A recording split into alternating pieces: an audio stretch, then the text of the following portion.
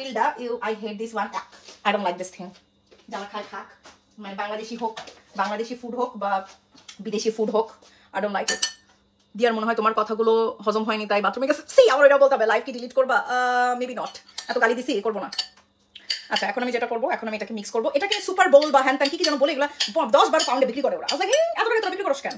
কিনলাম না তোদের থেকে, বাট ওরা অনেক কিছু দেয়, আমি এত কিছু দিচ্ছি না। আমি বেসিকটা দিয়ে করতেছি। এটা কিন্তু বেশ popular Japanese or Chinese or Korean bowl, whatever it is, অনেকে টুকরিতে বিক্রিও করে আমাদের এখানে। আচ্ছা এখন আমি এখানে দিব হচ্ছে মেয়োনেজ বা পেরিনয়েজ। পেরিনয়েজটার মানে কি I have no idea, but এর মধ্যে কিছু একটা ঝাল ঝাল কিছু একটা থাকে হয়তো। এইটা দিচ্ছি because now I want to gain weight, আগে আমি সস দিতাম না।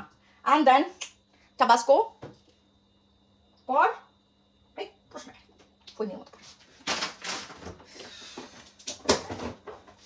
And now last one, my most favorite thing, nori. কেন আমি এভাবে কাটলাম? অলওয়েজ আমি এই কাজটা করি। সো আমি নরি নিয়েছি এখানে।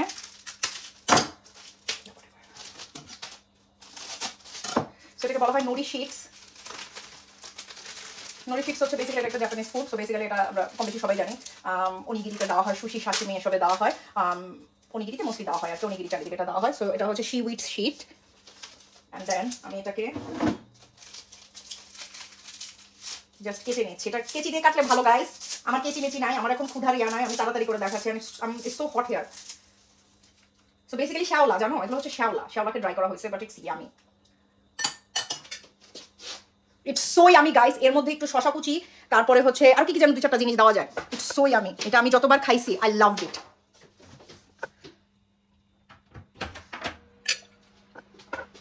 দিয়াকে নিয়ে কথা বলাতে কিছু চামচা আমাকে সে কথা শুনছে। কে কথা শোনাচ্ছে? তাদের কমেন্টে আরেকবার রিপ্লাই দাও তো, একটা উষ্টা দিয়ে দেবো লাইভ শেষে সবাইকে।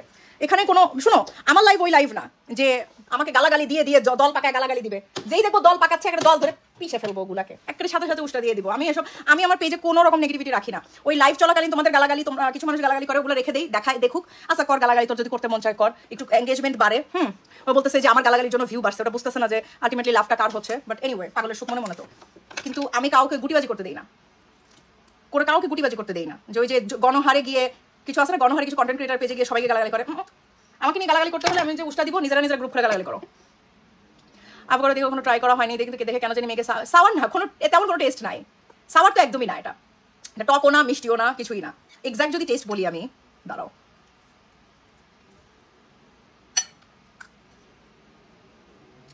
নাথিং, কোনো টেস্টই নাই টেকনিক্যালি।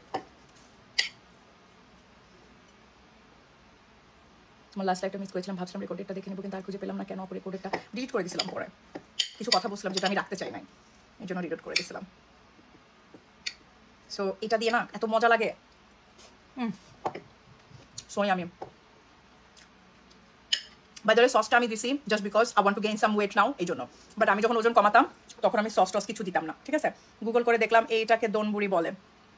দনবুড়িতে আরও অনেক টাইপের জিনিস অ্যাড করা হয়। আমাদের বোলগুলো হয় যে এইরকম গোল টাইপের, এগুলা এখন ওয়েস্টার্ন দেশগুলোতে মানে ইউকে ইউএসএতে কি করে, এগুলাকে এখন মোর ওয়েস্টার্নাইজ করে বানায়, হ্যান্ড বোল, সুপার বোল, এর বোল, নাম বল দিয়ে এক্সেসিভ দামে বিক্রি করে। ওদের গ্রুপের নাম হবে আই হেট শিমুল। হ্যাঁ, শানা শিমুল হেট ক্লাব রেখে দিল। শানা শিমুল ফ্যান ক্লাব যেমন থাকে।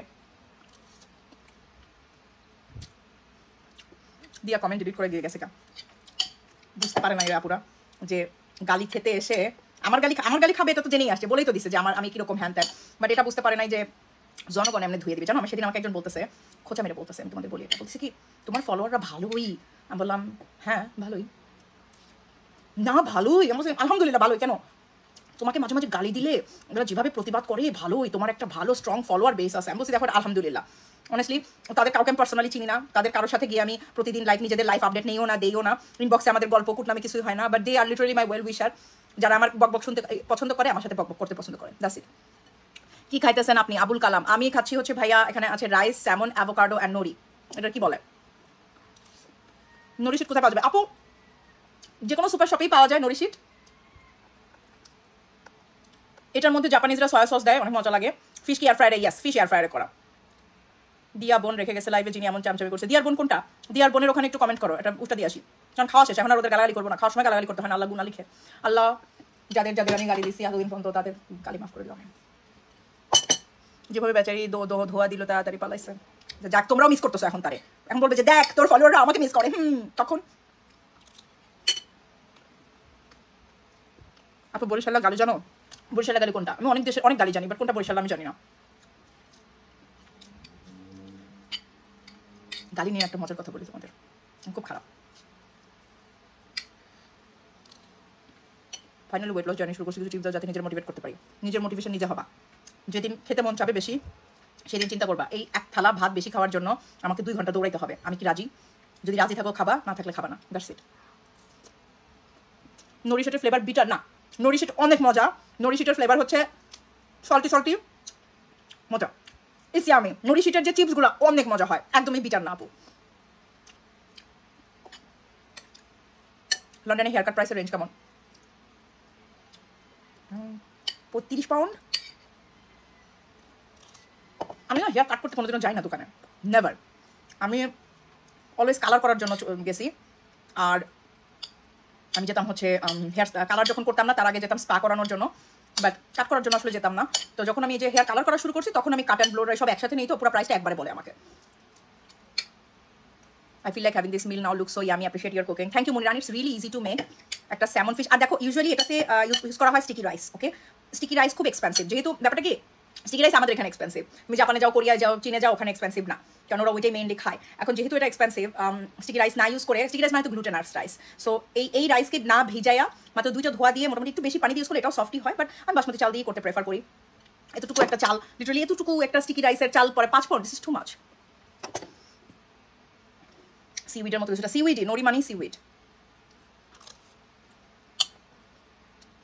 দিয়ার বোন কমেন্ট, দিয়া ভেগেছে বুঝলাম, দিয়ার বোন কোনটা এটাই তো চিনলাম না। তোমরা আমাকে দিয়ার বোনের কমেন্টটা একটা রিপ্লাই করতে পারো না? চিপস নিয়ে বসছি, তোমার লাইভ দেখলে চিপস অ্যান্ড পপকর্ন নিয়ে বসতে বলছেন। এটা অনেক ইয়ামি, অ্যাকচুয়ালি অনেক ইয়ামি অ্যান্ড ভেরি হেলদি। আর স্পেশালি সস ইউজ করার কারণে দেখো আমি কম সস ইউজ করছি, তোমরা চাইলে তোমাদের পছন্দ মতো বেশি সস ইউজ করো, বাট সসের জন্য আমি বলবো মেয়োনেজ, চিলি সস, ইউজুয়ালি এই 2টা দিবা। আচ্ছা, এখন হচ্ছে তোমাদের মজার গালি দেওয়ার একটা গল্প শোনাই। ছোটবেলায় 7, 8, 9 পড়ি মেবি, 8, 9 আমি বেশি বাজে ছিলাম।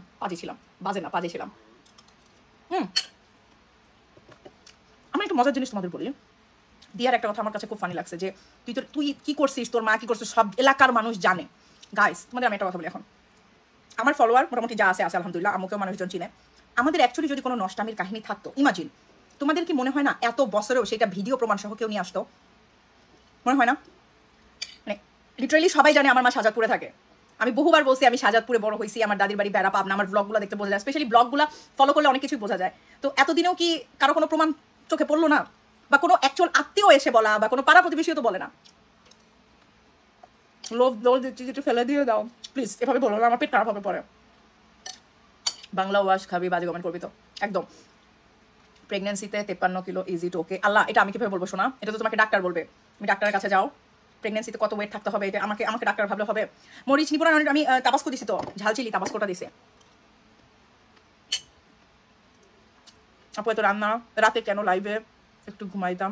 আচ্ছা, এত রাতে কেন লাইভে একটু ঘুমাইতাম? না ঘুমাই তোমার লাইভে হারে আমার ক্লাস শেষ হলো যে। আচ্ছা, তোমাদের মজার গল্প বলি শোনো। আমি যখন ক্লাস 9 মতো পড়ি, সামথিং লাইক দ্যাট, এক্সাক্ট মনে নেই, 9 বা 10 বা 8 বা 9 বলে গেছি, সিরিয়াস কিছু না। তো আমাদের বান্ধবীদের একটা গ্রুপ ছিল 4-5 জনের, আমরা সব থেকে দুষ্টু গ্রুপ ছিলাম, ঠিক আছে? সব থেকে দুষ্টু আর বদমাইশ গ্রুপ হতে পারে, যেটি তোমরা বলো।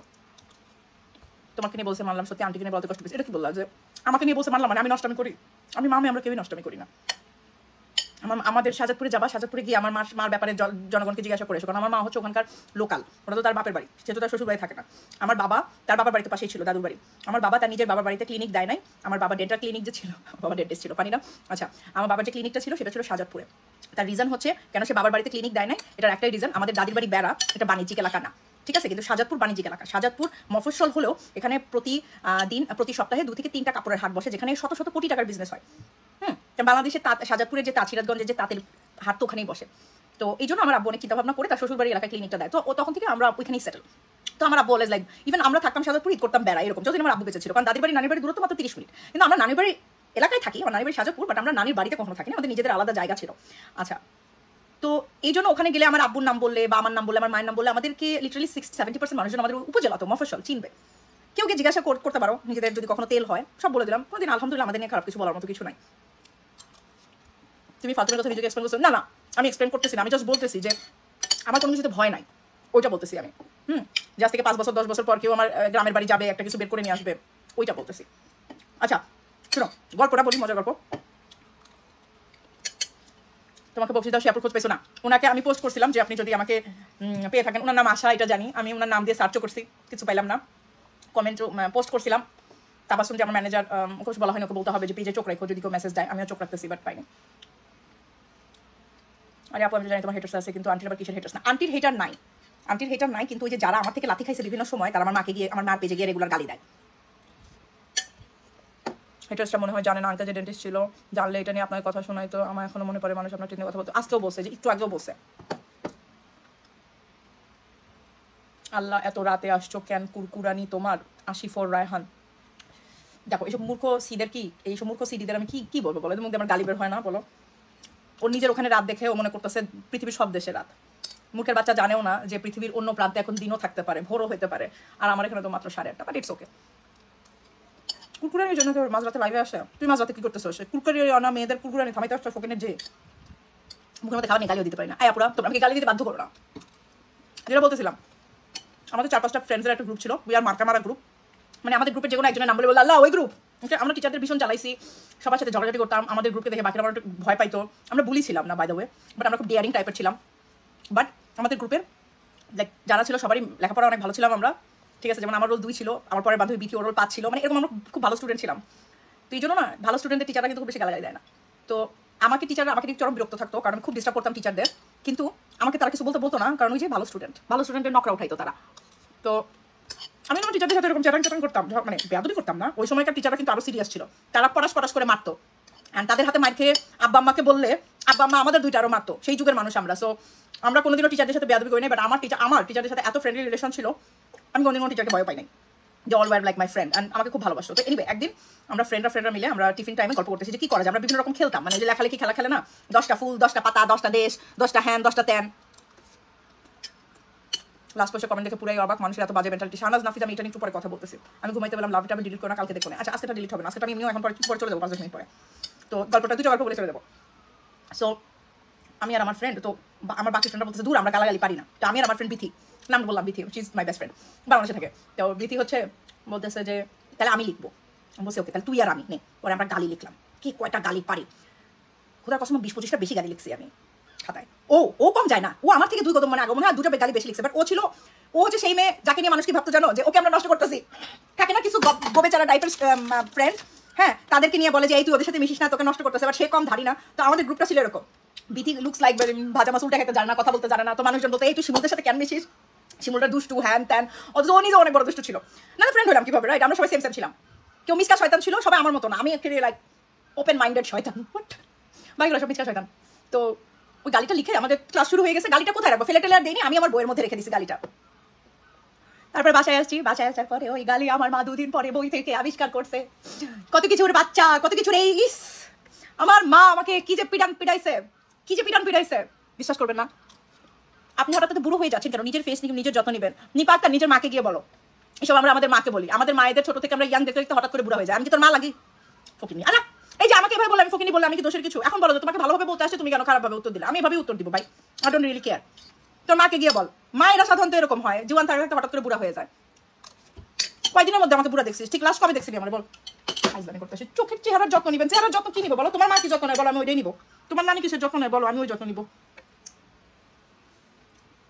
আমি শুনছি আগে ঈশ্বরী বলছি লাগে, হ্যাঁ এটা আগে বলছিলাম। উফ, তারপরে আমার মাঝে আমার পিডান্ডা দিছে। আর আজকের গল্পটা বলি, এই দেখো আমার সব পুরান ফলোয়ার এটা শুনছে। আচ্ছা এখন একটা নতুন গল্প বলি, নতুন গল্প না, আজকের গল্পটা বলি।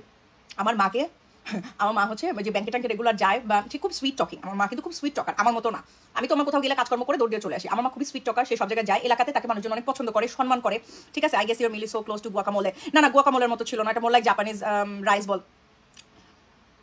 আচ্ছা আপু মাল্টিভিটামিন খাবেন। মাল্টিভিটামিন খেলে কি আমি জোয়ান হয়ে যাবো নাকি? মাল্টিভিটামিন খেলে কি হবে বলো তো? মাল্টিভিটামিন কেন খাবো, এক্স্যাক্টলি কি রিজনে?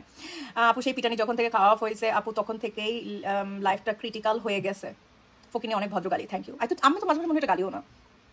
আচ্ছা গল্পটা পড়ি তোমাদের। সো আম্মু যেহেতু she is very sweet talker, মানুষের সাথে খুব সুন্দর করে কথা বলে। ব্যাংকে গেছে একটা ব্যাংকার, আর আম্মু যে ব্যাংকগুলো যায়, ইসলামী ব্যাংক, জনতা ব্যাংক, এই 2টা ব্যাংকে আম্মু মেবি বেশি যায়। জনতা ব্যাংকে সম্ভবত যায় ওই যে জনতা ব্যাংক সরকারি ব্যাংক না, ইফ আম নট রং, বলো তো, ভুল হলে বলো, আমি অতটা জানি না, বাট আম্মু জনতা ব্যাংকে যায় হচ্ছে ওই যে আব্বুর পেনশনের টাকা সে এখনো পায়, সরকারি চাকরিগুলো যা হয় আর কি, আর ইসলামী ব্যাংক আর কি তার অ্যাকাউন্ট এরকম whatever। তো ওই ব্যাংকাররা বা যারাই থাকে আম্মুকে খুব আদর করে বলতে কি মানে আন্টি আসেন, আপা আসেন, ইভেন ম্যানেজাররা আম্মুকে নিয়ে বসায়, বুঝোই তো রেমিটেন্স আসে যায় তার hand what ever it is, আমি বলতেছি না কোটি কোটি টাকার রেমিটেন্স আসে যায়, বাট ব্যাংকের লোকজন আম্মুকে অনেক সম্মান করে।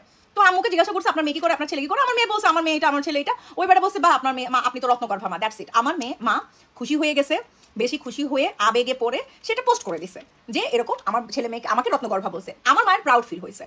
ওরে আল্লাহ রে আল্লাহ, এত মানুষজনের এত নোংরা কমেন্ট, আপনি রত্নগর্ভার মানে জেনে আসেন, রত্নগর্ভার মানে জানেন, রত্নগর্ভার মানে না জানে আন্দাজে বলতেছেন।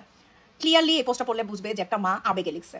ওকে, রত্নগর্ভা সরকারি লেভেলের যাদেরকে পুরস্কার দেওয়া হয়, হ্যাঁ, যাদেরকে তাদের ছেলে মেয়েরা অনেক অনেক কিছু হয়তো করে ফেলছেন, অনেক একের অধিক ছেলে মেয়ে থাকেন, সবাই সফল, এইসব মানুষজনকে আমরা দেখছি রত্নগর্ভার উপাধি দেয়। আমরা আমি বলতেছি না আমার মা রত্নগর্ভা, আমরা এটা বলতেছি না, আমি আমার লাইফে এমন কোনো তীর মারি নাই যে আমার মাকে গিয়ে রত্নগর্ভার উপাধি দিতে হবে, দিলে আমি দিব, আমার ফ্যামিলির মানুষজন দিবে, ঠিক আছে, সরকারিভাবে তো দরকার নাই, অনেক অনেক জেনুইন মানুষজন আছে তাদের দরকার, but you can clearly see যে একটা মা তার ছেলে মেয়েদের কেউ একজন প্রশংসা করছে, তাকে বলছে আপনি রত্নগর্ভা, সে খুশি হয়ে এটা পোস্ট করছে, ক্লিয়ারলি তার পোস্টে এটা লেখা, সে কোথাও লেখে নাই আমার ছেলে মেয়েকে জন্ম দিয়েছি দেখে আমি রত্নগর্ভা, সে কোথাও ক্লেম করে নাই, সামওয়ান এলস সেড দ্যাট, ঠিক আছে। ওখানে গিয়ে মানুষজন এটাও লিখছে আপনি কিসের রত্নগর্ভা, আপনার মেয়ে জামাইয়ের লেজ ধরে দেশের বাইরে গেছে, হ্যাঁ, তো দেশের বাইরে গিয়ে সেটেল হকি কেউ রত্নগর্ভা বলেন, আর আপনার ছেলে কিসের জন্য গেছে স্টুডেন্ট ভিসায়, যাইতেই পারে, সে অনেক নোংরা ভাবে লিখছে। আমি ওই মহিলাকে আমি রিপ্লাই দিছি, অনেকেই বাজে কমেন্ট করছে, আমি তাকে রিপ্লাই দিছি যে লেজ, ফার্স্ট অফ অল জামাইয়ের লেজ ধরে দেশের বাইরে গিয়ে সেটেল হয়তো আমি হইছি, আমার জামাইয়ের লেজ ছিল না, he was a human being and he was a very well educated person. ভাই আমি যা ইনকাম করছি রনি তার থেকে 4 গুণ ইনকাম করতো, আমি যা লেখাপড়া করছি রনি আমি ইউনিভার্সিটিও পাস করি নাই, রনি MBA একবার শেষ করে সেকেন্ড MBA করতেছিল ইউনিভার্সিটি অফ হার্টফোর্ডশায়ারে, he was an qualified accountant.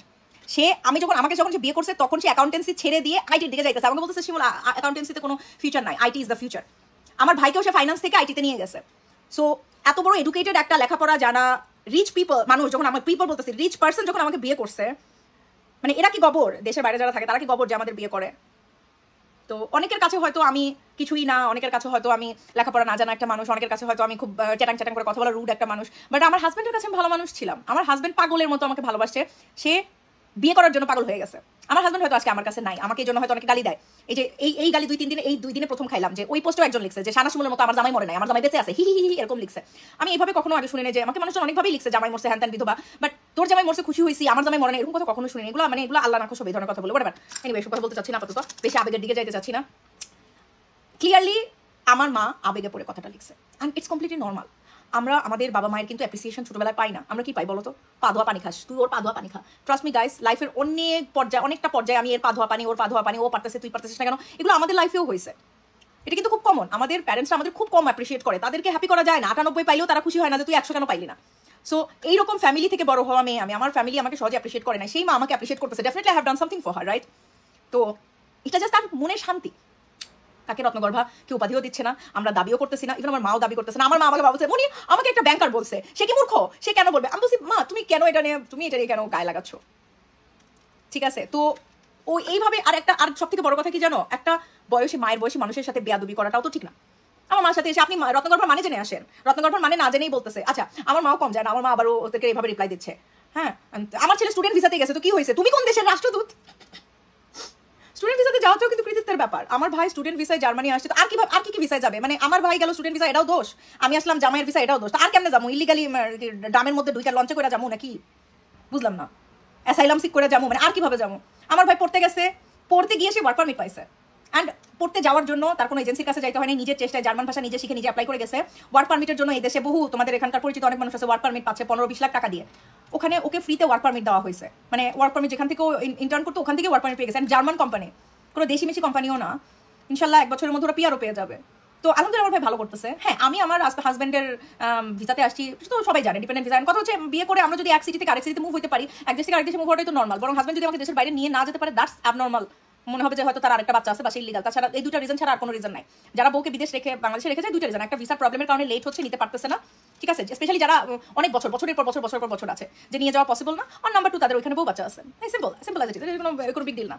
তো এখন আমার হাজব্যান্ড মারা গেছে 6 বছর চলতেছে, আমি কিন্তু একা সার্ভাইভ করতেছি, ঠিক আছে, আমি একা সার্ভাইভ করতেছি, আমার ফ্যামিলিকে চালাচ্ছি। আমার ভাই আমার ফ্যামিলি দেখাশোনা শুরু করছে 1 বছর হলো সে আমার ফ্যামিলিতে টাকা দেওয়া শুরু করছে। কিন্তু এতদিন আমার বাবা মারা গেছে 2010, তখন কিন্তু আমি আমার ফ্যামিলি চালাচ্ছি। তো এত কিছুর মধ্যে আমার মাকে কেউ একজন রত্নগর্ভা বলছে, তারও আবেগ হয়েছে, সে এসে পোস্ট করে দিচ্ছে। না, আমি মনে করি না আমার মা রত্নগর্ভা। আমাকে যদি কেউ জিজ্ঞাসা করো, দেশের বাইরে থাকা ছেলে মেয়ে অনেক আছে, তাদের কথা দেশের বাইরে থাকে দেখি রত্নগর্ভা মানে কি যে আমার মাকে অপমান করার চেষ্টা করতেছে তারা। বাট লাকিলি আলহামদুলিল্লাহ দেয়ার আর সো মেনি পিপল যারা তোমরা অনেকে গিয়ে ইচ্ছে মতো তাদেরকে ধুয়ে আসছো। এন্ড আমি নিজেও গিয়ে কমেন্ট করে আসছি যে guys please don't take it seriously. আমার মা জাস্ট আবেগে পড়ে বলছে। তুমিও যদি তোমার মা থেকে এমন ভালোবাসা প্রশংসা পেতে চাও, কাজ করো, অলস হইও না, মায়ের স্বপ্ন পূরণ করো। 2-4টা না, সব আমি আমার মায়ের কোন পর্যায়ে নিয়ে গেছি যে আমার মা আমাদের নিয়ে এত প্রাউড ফিল করতেছে। মায়ের সব স্বপ্ন পূরণ করো, তোমার মা তোমার নিয়ে নাচবে তেলের ড্রামে করে পূজায় ভাসতে ভাসতে। না, তাছাড়া আর কিভাবে আশা করে? পানিপথে গেলে ভালো হয়ে যাবে। আমি ওটাই বুঝি না যে ওরা কি আশা করে, যে ওরা কি আশা করে মানে আর কোনভাবে যাবে? বিয়ে করে যাওয়া বা স্টুডেন্ট ভিসা যাওয়া ছাড়া আর কি আছে? ওয়ার্ক পারমিট ভিসা, হ্যাঁ স্টুডেন্ট ভিসা যাওয়ার পর তোমার ওয়ার্ক পারমিট পায়। আমি অ্যাজ এ ব্রিটিশ স্পাউস, মানে আমি তো আমাদেরটা বলে স্পাউস ভিসা, মানে যখন আমরা জামাই বা হাজবেন্ডের ভিসা, জামাই বা ওয়াইফের ভিসা নিয়ে একজন যখন যায় তাদের ভিসাটাকে বলা হয় spouse visa. Their spouse and তারা ডিপেন্ডেন্ট ভিসায় থাকে। ডিপেন্ডেন্ট ভিসাতে ফুল টাইম ওয়ার্ক পারমিট আছে। তো আর কোন ভিসায় মানুষ যায় দেশের বাইরে? প্রেসিডেন্ট ভিসায় তো কারো যাইতে দেখি নাই। হ্যাঁ, তো এই জিনিসটা মানে একটা জিনিস। আর কথা কি, ছেলে মেয়েকে নিয়ে বললে প্রাউড সব বাবা মাই হয়, তাই না? কোন বাবা মাটা না হয়? তোমাদের ছেলে মেয়েকে সম্পর্কে যদি একটা ছোট বাচ্চা, ধরো তোমাদের যাদের ছোট বড় বাচ্চা যারাই আছে, তোমার বাচ্চাকে নিয়ে যদি একটা পেয়ার্স করে যে আল্লাহ বাচ্চাটা কত ওয়েল বিহেভ, আল্লাহ আপনি আপনার বাচ্চাকে অনেক ভালো শিক্ষা দিচ্ছেন, তোমার কেমন লাগবে বলো? তুমি কিন্তু পারলে 10 জনকে বলে বেড়াবা মাশাআল্লাহ মাশাআল্লাহ বলবা আল্লাহ আমার বাচ্চাটাকে দিয়েছি। দেখো ইন জেনারেল আমাদের বাংলাদেশি বাবা মায়েরা আমাদের প্রশংসা করতে জানে না। আমার মারও অনেক দিন গেছে এর পানি খা বলতে। আমার মাকে আমরা কত খোঁজাই এখন যে মা যা পানি খেতে বলছিল ও জানি কই থাকে, মানে আমার সাথে এগুলো মজা নেই আমরা। বাট না, আমিও কোথাও দাবি করতেছি না আমার মা রত্নগর্ভা, আমার মাও দাবি করতেছে না সে রত্নগর্ভা। It just she expressed her emotion and মানে তার সাথে একটা ঘটনা ঘটছে যেটা সে বলছে। ওইখানে মানুষের কমেন্ট দেখলে তোমরা বুঝবা জেলাসি কত প্রকার আর কি কি, মানে মায়ের বয়সে একটা মানুষের সাথে তারা কি লেভেলের ওখানে ঝগড়া করতেছে তোমরা দেখবা। তো ছেলে মেয়েকে নিয়ে এমন বলে প্রাউড ফিল তো হবে, যত সব কুকুরগুলো বাজে কমেন্ট করলে এসে দরকার ওদের। শাহনাজ আপু কি যে বলবো আমি, মাসে কত তারিখে আসবে তুমি জার্মানিতে? আপু এখনো টিকিট করি না, টিকিট করতে হবে। ওরা আশা করছে তুমি আবার পানিপথের যুদ্ধ লাগায় বিদেশ যাবা না কি জানি এই জন্য। আর ভালো কথা, আমি বিদেশে আসছি এটা নিয়ে অন্যরা তো জ্বলতেছে কেন বুঝলাম না। আমি যে বিদেশে আসছি এটা নিয়ে আমি কোথাও কোনোদিন ফুটানি করছি? আমি তো মানে আমি তো মনে করি যে বাংলাদেশের মানুষজন আরামে আছে। তোমাদের বাসায় এসি আছে, আমার বাসায় এসি না, আমার বাসায় ফ্যান। আমি কি পরিমাণ গরিব চিন্তা করো, আমার বাসায় ফ্যান, আমার বাসায় এসিও নাই। আচ্ছা আপু তোমাদের কোনো বিয়ের পিক নাই, তোমার এতদিনের ফলো একবার তোমার বিয়ে পিক দেখলাম না। আপু আমি বিয়ের পিক কিন্তু অনেকবার দিছি। আমাদের বিয়ে হয়েছিল ফোনে কবুল, আর কবুল বলার পরে আমার হচ্ছে কি বলে, আমি এখানে আসার পর আমরা রেজিস্ট্রি করছি আপু। রেজিস্ট্রি বাংলাদেশে করে নাই। তার রিজন কি আমি বলি, এটা হচ্ছে রনি যখন আমাকে নিয়ে আসছে, ইউজুয়ালি মানুষজন কি করে হাজব্যান্ড ওয়াইফ বা আনার আগে তারা লয়ারের কাছে যায়, এর পরামর্শ নেয় কেমনে বউ আনবে জামাই আনবে। রনি এমন কিছু করে না, সে ওয়েবসাইটে গেছে, ওয়েবসাইটে গিয়ে বসে বসে বসে বসে পড়ালেখা করছে। মানে সে যাই করতো পড়ালেখা করতো, নিজে করতো। সো পুরো ভিসার অ্যাপ্লিকেশন সে নিজে করছে। সে বের করছে ওই সময় যে আমাকে যদি সে ফিয়ান্সে ভিসায় নিয়ে আসে তাহলে হচ্ছে আমার ভিসাটা তাড়াতাড়ি হবে and then it gonna be quick. মানে ওর জান চলে যাচ্ছে আমাকে ইউকে আনার জন্য। ঠিক আছে, এই যে মানুষজন বলে না যে জামাই বিয়ে করছো, জামাই মানে বিদেশি বিয়ে করে লেজ ধরে গেছো, বাট এরা তো জানে না যে বিদেশি পোলারা বিয়ে করার পরে মাথাটি খারাপ হয়ে যায় বউকে নিয়ে যাওয়ার জন্য তাদের। ঠিক আছে, তো তখন আমরা হচ্ছে আমাদের ফোনে কবুল হয়, আমরা ফোনে কবুল বলি অ্যান্ড দেন হচ্ছে ও আমার ভিসার জন্য অ্যাপ্লাই করে। আমি ইউকেতে আসি, ইউকেতে আসার পরে আমরা এখানে ক্রলিতে রেজিস্ট্রি করি। আসার কতদিন 2 মাসের মধ্যে আমরা ক্রলিতে রেজিস্ট্রি করে ফেলি। ঠিক আছে, তো এখন কথা হচ্ছে ওই সময় ফিয়ান্সে ভিসা নিয়ে অনেক আমাকে নোংরা কথা বলছে জানো, যে আমি নাকি বিয়ে না করে আসছি। ফিয়ান্সে ভিসার রিকোয়ারমেন্ট স্পাউস ভিসার রিকোয়ারমেন্ট সব এক। ঠিক আছে, কিন্তু ফিয়ান্সে ভিসার রুলস হচ্ছে আসার পরে তোমাকে রেজিস্ট্রি করতে হবে 3 মান্থসের মধ্যে। তো আমরা ফোনে কবুল বলছি অ্যান্ড দেন আমরা রেজিস্ট্রি এখানে করছি, দ্যাটস ইট। এই জন্য আমার কোনো বিয়ের ওরকম ছবি নাই। তবে আমার পুরান যারা ফলোয়ার তারা সবাই আমাদের রেজিস্ট্রি ম্যারেজের ছবি দেখছে নাকি? আপুরা বলো তো, কমেন্ট করো তো আপুরা, তোমরা যারা আমার ফলোয়ার তারা রেজিস্ট্রি ম্যারেজের ছবিটা দেখছো না? রনি ম্যারেজ সার্টিফিকেটের হাতে রনি কি খুশি বাবা রে, মনে হলো যে আমি ওকে ম্যারেজ সার্টিফিকেট হাতে পাওয়ার পরে আমি হাসতেছে, আমি তুমি এত খুশি, ওরা হাসতেছে। আমার বেস্ট ফ্রেন্ড ছিল হচ্ছে সাক্ষী, ও প্রেগনেন্ট ছিল তখন 8 মাসের প্রেগনেন্ট। ওর ফ্রেন্ড আমার ওই গ্রুপের একটা মেয়ে ছিল আমার বিয়েতে, কি মজা না জিনিসটা। তো ইউকে রেজিস্ট্রেশনে আমরা ক্রলিতে করছি। তা আমি বলতেছি যে তুমি এত খুশি বলে কি, যে আমি আমার এভাবে তো খুব ভদ্র স্টাইল করে কথা বলতো, আমি তো খ্যার করে কথা বলে বলতেছে যে আমি আমার লাইফে জানো এত খুশি হইনি সে বলে, আমার ইউনিভার্সিটি ডিগ্রিগুলো পেয়েও এত খুশি হইনি। তুমি বলো এটা এটা এটা কি এর থেকে বেশি কি লাগে একটা মেয়ের লাইফে? সেই মানুষটা হয়তো আমার সাথে আর নাই, বাট তার যে মানে আমাকে মাথায় তুলে রাখাটা, এটা আমাকে আর কি রাখবে বলো? আর কি কেউ রাখবে?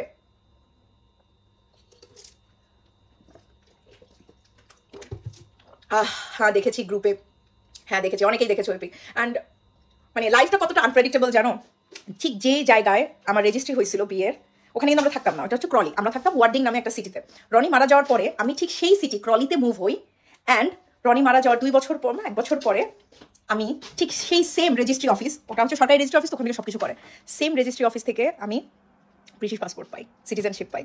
মানে ঠিক যে অফিস থেকে আমি আমার বিয়ের সার্টিফিকেট পাইছিলাম, কয়েকটা বছর পরে আমি সেই সেম জায়গা থেকে আমার ব্রিটিশ সিটিজেনের সার্টিফিকেট পাই। পার্থক্য একটাই, এবং দুইটাই আমি পাই একজনের জন্য, মানে আমার সিটিজেনশিপ ম্যারেজ সার্টিফিকেট সবই একটা মানুষের জন্য, রনি রহমান। এবং দুঃখের ব্যাপার হচ্ছে যে প্রথমবার রনি রহমান আমার সাথে থাকলেও দ্বিতীয়বার আমার সাথে ছিল না সে, কিন্তু আমার ব্রিটিশ সিটিজেন হওয়া তার কারণেই হয়েছে। ইউজুয়ালি একটা সার্টেন টাইম পরে ব্রিটিশ সিটিজেনের ওয়াইফ বা হাজব্যান্ডরা ব্রিটিশ সিটিজেন হয় 5 বছর থাকার পরে, কিন্তু ব্রিটিশ ল অনুযায়ী যদি স্পাউস মারা যায়, মানে হাজব্যান্ড বা ওয়াইফ ব্রিটিশ সিটিজেন হওয়া অবস্থায় যদি থাকা অবস্থায় যদি মারা যায়, তাদের স্পাউসরা পার্টনার অটোমেটিক সরাসরি তারা সিটিজেনশিপের জন্য অ্যাপ্লাই করতে পারবে, আর কোনো কিছুর মধ্যে দিয়ে তাদের যেতে হবে না। একদম পরের দিন ডেথ সার্টিফিকেট। অ্যান্ড রনি, বিশ্বাস করবে না, রনি আমাকে এটাই বলছে যে আমি মারা গেলে আমার ডেথ সার্টিফিকেট আর এই কাগজ নিয়ে তুমি পাসপোর্টের জন্য অ্যাপ্লাই করবে। আমাকে লিটারালি একটা ফাইল বানিয়ে দিয়ে গেছে। ফাইলটা একদিন দেখাবো না তোমাদের।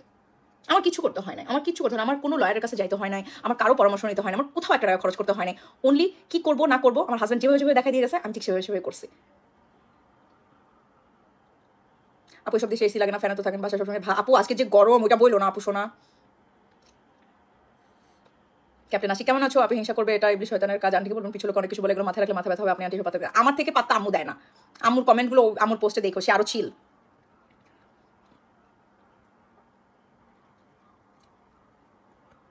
আচ্ছা আমি এখন লাইভটা শেষ করি। যে জায়গায় রেজিস্ট্রেশন হয়েছে ওখানে তুমি আরেকবার গিয়েছে রেজিস্ট্রেশন? হ্যাঁ হ্যাঁ ওটাই বলছিলাম। আমি একটা ছবিও পোস্ট করছিলাম যে সেম জায়গা, একদম সেম সিঁড়ি, ওই লাল রঙের সিঁড়িটা। একটাতে রনি ছিল, একটাতে রনি নাই। দুইটাতেই আমি হ্যাপি। একটাতে বিয়ে করে জেনুইনলি হ্যাপি, আরেকটা সিটিজেনশিপ পাওয়ার পরে ও হ্যাঁ হয়েছে, এরকম একটা happy. Melody of life, yes Famida, my group, hour group. ভাইয়া অনেক ভালোবাসে তোমাকে, ইনশাল্লাহ জান্নাতে একসাথে দেখবো আবার। আপু রিমাইন্ডার দিলাম আমার পেজে কমেন্ট করতে, সরি একটু অ্যানয় করছি। না রুমাইসা একদমই অ্যানয় করো না। You are very sweet follower of mind. I would love to support you. যেহেতু তোমাকে স্টার্ট দিতে পারতেছে না, আই উইল কমেন্ট ইউ ইনশাল্লাহ। নজর লাগছে আপু, আর নো আপু লাগতে পারে, কাউকে দোষ দেই না আপু। দেখেন রোগ শোক হবেই, আর নো মনে হয় মাঝে মাঝে নজর লাগছে, আবার মনে হয় এটা আল্লাহর ওইটুকু ওকে দিছিল, হায়াত দিছিল, ওইটাই আমি বিশ্বাস করি। নজর বিশ্বাস করি না যে তা না, নজর বিশ্বাস যে করি না তা না, নজর লাগেই। নজর তো আমাদের ধর্মেও আছে, নজর উঠকে পাতিলে পৌঁছায় দেয় এরকম বলে না। সো নজর আছে, বাট হায়াত আল্লাহর ওইটুকু দিছে। ফ্যান কিনে নিও নাজিয়া, 2টা ফ্যান লাগাইছি, জামার উপর খুলে ফ্যান নিচে বসে থাকতে মন চায়।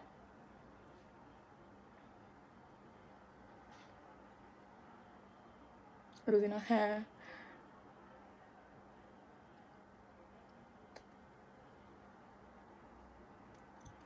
যারা বলে 14 গোষ্ঠী কামলা ভিসায় বাথরুম ক্লিনারের কাজে গেছে তাই আমরা বলে আমি কোনো কাজকে ছোট করছি না, তাই না আপু দেখো কামলা ভিসা, আমি একটা কথা বলি, কামলা ভিসা বলে তো কিছু নাই, বাথরুম ক্লিনারও আলাদা ব্যাপার, ঠিক আছে? তুমি যে কাজে করো, এদেশে কাজ করতে গেলে you have to be legal. তুমি কামলা হও, তুমি বাথরুম ক্লিন করো, তুমি যাই করো, তুমি মানুষের বাসায় গিয়ে যাই করো, you have to be legal in this country. তো লিগাল যারা, দেশে লিগালটা ইম্পর্টেন্ট, যে ভিসাতেই আসুক লিগালিটিটা একটা দেশের জন্য ইম্পর্টেন্ট। এইসব নিয়ে কথা বলে লাভ নাই, বুঝছো? এইসব নিয়ে কথা বলে লাভ নাই। লন্ডন টু বাংলাদেশ এয়ার টিকেটের দাম কত হবে? অ্যাকচুয়ালি আমি অলওয়েজ যাই হচ্ছে এমিরেটসে। আমি এমিরেটস ছাড়া আসলে অন্য কোনো ফ্লাইট আমি কখনো ইউজ করি নাই। সো এমিরেটসে তো 900 থেকে 1200-র মধ্যে হয়, 900 থেকে 1200-র মধ্যে আপ ডাউনটা হয় usually, depending on the season. And business class একটা 2000 পাউন্ডের উপর থেকে শুরু, এটুকু জানি। আমি অলওয়েজ করি, কি বলে, এমিরেটস ইউজ করি। এমিরেটস ছাড়া আমি আসলে অন্য কোনো ইয়াতে যাই না। তার মেইন রিজন হচ্ছে রেগুলার এমিরেটসে যেতে 2-3টা ট্রিপ দিলে পরের ট্রিপে ফ্রি বিজনেস ক্লাস। এই পর্যন্ত যতবার আমাকে তোমার বিজনেস ক্লাসে দেখছো সব ফ্রি বিজনেস ক্লাস। আমার ঠেকা পড়ে নাই 8 ঘন্টার জার্নিতে শুধু ফ্রি, মানে 1,500 পাউন্ড এক্সট্রা খরচ করে আমি বিজনেস ক্লাস নিব। মানে নিতাম যদি আমার লাক্সারি বাড়ি, লাক্সারি গাড়ি, আমি actually proper super duper rich হইতাম, তখন প্রত্যেক ট্রিপেই আমাকে তোমরা বিজনেস ক্লাসে দেখতাম। যতগুলো বিজনেস ক্লাস ট্রিপ আমার দেখছো বা ব্লগ দেখছো, সব আমার আপগ্রেড মানে হচ্ছে 2-3 বার ফ্লাই করতে ওদের মাইল বাড়তে থাকে। মাইল বাড়তে দেখা যায় যে একটাতে ফ্রি দিয়ে দেয়। আর যখন দিয়ে দেয় এমনও হয়েছে যে আমার আপ ডাউন 2টাই বিজনেস ক্লাস ছিল, আর জাস্ট ডাউনটা বিজনেস ক্লাস, আপটা বিজনেস ক্লাস, এরকম। আর বাংলাদেশ এয়ারপোর্ট একটু সেজে গুজে মাঞ্জা মেরে যেতে হয়, তাহলেও আপগ্রেড পাওয়া যায় মাঝে মাঝে, খুবই উইয়ার্ড। এগুলো বিমান বাংলা ডাইরেক্ট ফ্লাইট আসে। হ্যাঁ তো বিমান বাংলায় আমি যেমন আমার ঠেকা পড়ছে, কোনো শখ নাই ভাই, কিছু মনে করো না কেউ। I don't think their service is very good. রুট চেহারা দেখে আমার 11 ঘন্টা কাটানোর কোনো শখ নাই, ঠিক আছে? যে ধরনের গল্প শুনি তাদের কাছে, হ্যাঁ। তবে বিমান বাংলাদেশ খুব ভালো হচ্ছে এল্ডারলি মানুষের জন্য, যারা বাচ্চা কাচ্চা নিয়ে চলাফেরা করে তাদের জন্য, ট্রানজিটটা হয়তো তাদের জন্য প্রবলেম হয়ে যায়, তাদের জন্য ঠিক আছে, বাট নট বাংলাদেশ বিমান, সরি। আর বাংলাদেশ বিমান আগে সিলেট নামে, সিলেট থেকে ঢাকায় যায় কিন্তু।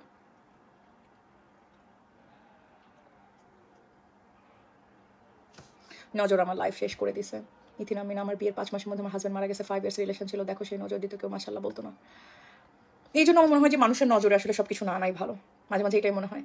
কারণ কার নজর কখন লেগে যাবে, সবাই যে খারাপভাবেই দেখে তা না, হয়তো যে নজর দিচ্ছে বা যার নজর লাগতেছে সে হয়তো জেনেও দিচ্ছে না, ঠিক আছে? সে হয়তো জেনেও দিচ্ছে না। পিঞ্জিরা পরশ কত পরশু ও চলে আসছে। ভালো লম্বা ছুটি কাটালো মেয়েটা, ভালো লম্বা ছুটি কাটালো। আমি ওর উপর একটা লুক করার কথা চিন্তা করতেছি, তো ওকে একটা ব্লাউজ বানায় আনতে বলছি। দেখি এখন মানে যে লুকটা ক্রিয়েট করবো বলতেছে ওই শাড়িটাও আছে, তো আমি বলছিলাম ব্লাউজ বানায় আইনো, তো দেখি ব্লাউজ বানায় আনছে কিনা। ওর উপর একটা লুক করার ইচ্ছা আছে আমার। 5-10 ধরে বেশি প্রাধান্য দেওয়া হয়। হ্যাঁ শোনো আপনার, তোমাদের আমি একটা এয়ারপোর্ট টিপস দিই। যারা কখনো এয়ারপোর্টে যাও নাই তারা এটা করবা, প্রথমবার যাও আর দ্বিতীয়বার যারা 1000বার গেছো তারাও এটা ট্রাই করবা। Wear a nice pant, jeans পরতে পারো, নাইস কোনো প্যান্ট হইতে হবে, নাইস প্যান্ট। জগার্স পরলেও প্রবলেম নেই, জগার্স পরলে ডিফারেন্ট। একটা নাইস টপ পরবা, একটা লাইক স্কার্ফ নিবা, হোয়াট এভার, সানগ্লাস রাখবা, লিপস্টিক লাগাবা, যতই কাইন্দা মুইরা যাও, ফ্যামিলি ছেড়া চলে যেতেছো, একটু ডার্ক লিপস্টিক লাগাবা, সানগ্লাস লাগাবা, বড় সানগ্লাস, ব্যাগটা একটু হাতের কাছে রাখবা। আর এমন একটা ভাব নিবা যে you are not looking at anyone, তুমি খুব বিরক্ত, এমন একটা ভাব নিয়ে থাকবা অলওয়েজ। ও কানে হেডফোন মাস্ট, হেডফোন বড় হেডফোন হলে খুব ভালো, আর না হলে এয়ারপোর্টে তার আলাটা রাখবা না, তার আলাটা দেখলেই বুঝবে তুমি ফকিনি, ঠিক আছে? তার আলাটা না, এরকম নিয়ে ভাবটাব নিয়ে জাস্ট চুইংগাম চাবাইতে হবে, লাইক চুইংগাম চাবাবা, লাইক একটু পরপর এমন করবা, একটু পরপর ভাব নেবা, দেখবা এয়ারপোর্টের ভাইয়ারা তোমাকে ডেকে নিয়ে একদম আলাদা লাইন বানায় সামনে দাঁড় করাই দিচ্ছে, মানে তোমাকে একটা লাইন দাঁড় বানাবে সামনে, সত্যি কথা।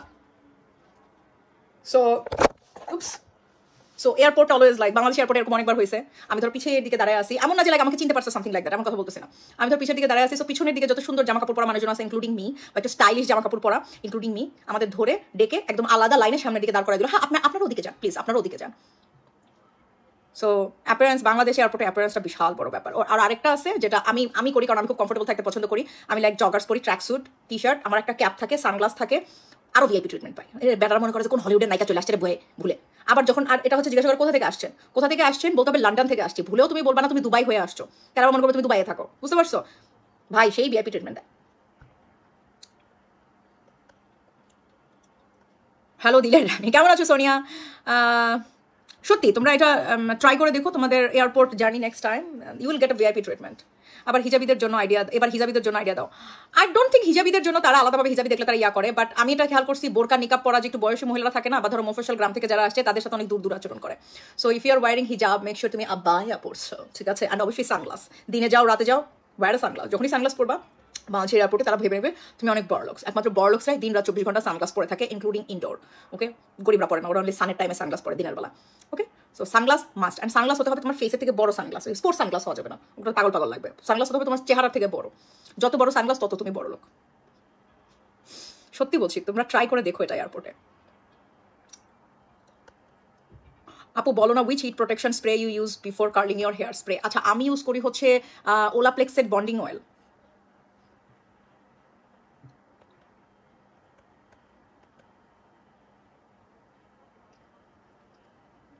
আপু রুজিনা আপু, আমি এখনো না ঠিক করি না আপু, শোনা যে কবে যাবো। আমি যখন প্লেনে টিকিট কাটবো আমি আপনাদের জানাবো। রাতেও সানগ্লাস আপু, ইনডোরে। হ্যাঁ শোনো, বড় লোকরা ইনডোরে সানগ্লাস পরে।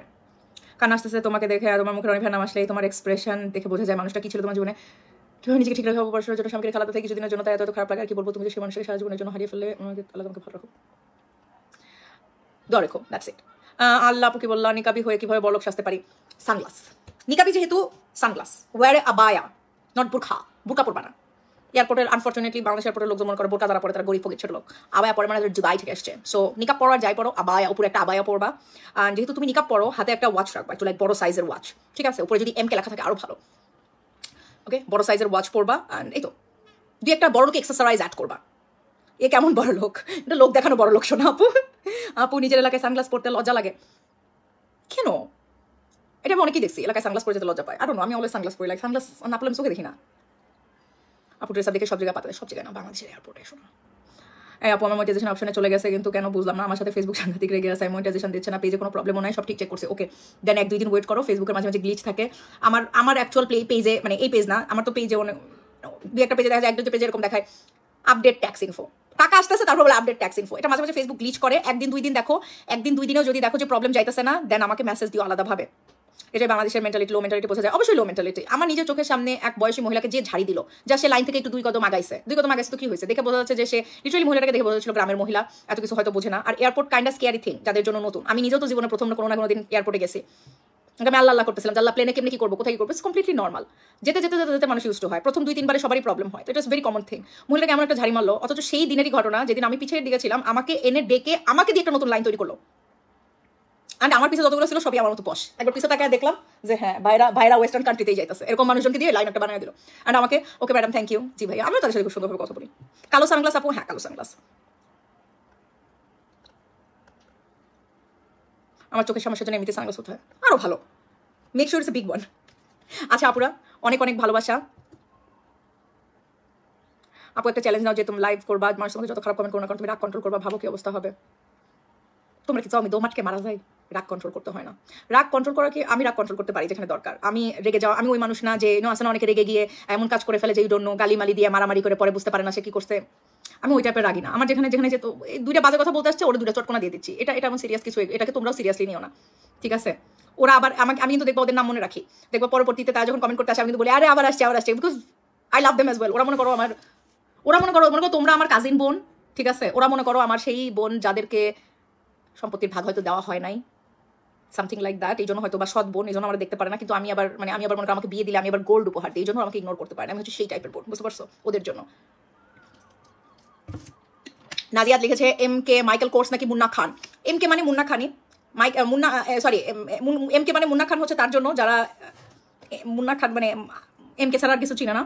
সো টেকনিক্যালি এম কে মানে মাইকেল কোর্স, মুন্না খানের ইনিশিয়াল তো টিবি, টাকলা ব্রো। ডাসেলডর্ফে আসবে, ডাসেলডর্ফে তো আসা হয়, আসা যাবে। ডাসেলডর্ফে তো লিটারালি লাগবে আধা ঘন্টা দূরে, বেশি দূরে না। ফুকিনি তো গালি না আদর করে ডাকে, এক্স্যাক্টলি, ওরা আমাকে আদর করে ডাকে, আমি ওদের আদর করে বলি। আচ্ছা শোনো আপু Sonara, thank you so much, ভালো লাগছে তোমাদের সাথে গল্প সল্প করলাম অ্যাজ ইউজুয়াল। খাওয়া দাওয়া করে অনেক ভালো লাগছে। ভালো থাকো সবাই।